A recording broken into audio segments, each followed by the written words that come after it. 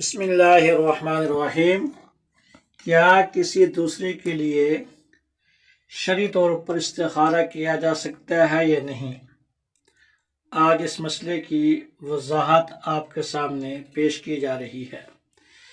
دیکھیے، شریعت میں ہر اس کام میں استخارہ کرنا مسنون اور مستحب ہے جس میں آپ کے سامنے دو آپشن ہوں کہ یہ میں کام کروں یا نہ کروں، رشتہ یہاں کروں یا نہ کروں، فلاں جگہ پہ جاؤں یا نہ جاؤں۔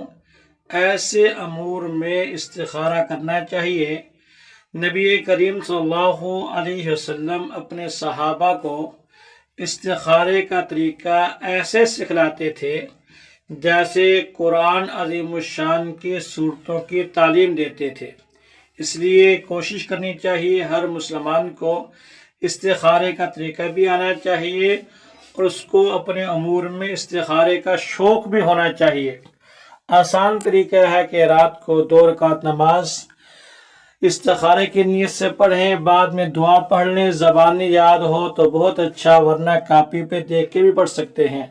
اگر کوئی آدمی عربی نہیں پڑھ سکتا تو اس کے لیے بھی آسانی ہے کہ وہ اپنے زبان میں لیلا شانوں سے دعا کر لے کہ اے اللہ، یہ میں کام کرنا چاہتا ہوں، اگر یہ کام میرے لیے بہتر ہے تو میرے لیے آسانی فرما دیں اور مجھے اس عمل کو پورا کرنے کی توفیق عطا فرما دیں، اور اگر یہ کام میرے لیے مناسب نہیں، اس کام سے میرے ذہن کو پھیر دیجئے۔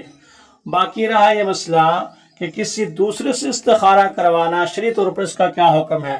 دیکھیے، کسی کام میں دوسرے سے مشورہ کرنا، دعا کرنا، یہ تو شریعت میں ثابت ہے، احادیث کے اندر موجود ہے، لیکن کسی دوسرے سے استخارہ کروانا یہ نہ تو صحابہ سے منقول ہے اور نہ ہی صحابہ کرام اللہ کے محبوب سے استخارہ کروایا کرتے تھے، اور نہ ہی امت میں یہ عمل کسی اور مستند حوالے سے ثابت ہے۔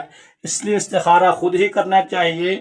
آج ہم دیکھتے ہیں واٹس ایپ پہ، فیس بک پہ، یوٹیوب پہ لوگ کہہ رہے ہوتے ہیں کہ ہم سے استخارہ کروائیں۔